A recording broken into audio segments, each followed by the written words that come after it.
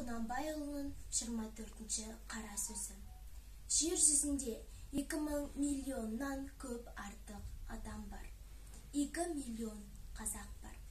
Біздің қазақтың достығы, дұшпандығы, мақтаны, мықтылығы, мал іздеуі, өнер іздеуі, жұрт тануы ешбір халыққа ұқсамайды. Бірімізді біріміз аңдып, жаулап, ұрлап, кірпік қақтырмай отырғанымыз.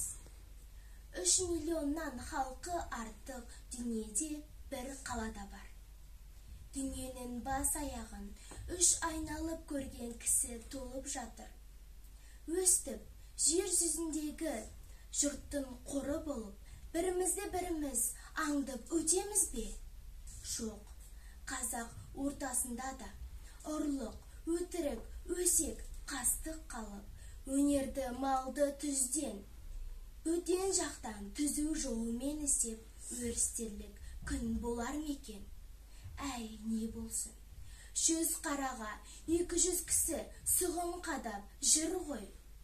Бірін-бірі құртпай, құрымай тыныш табама.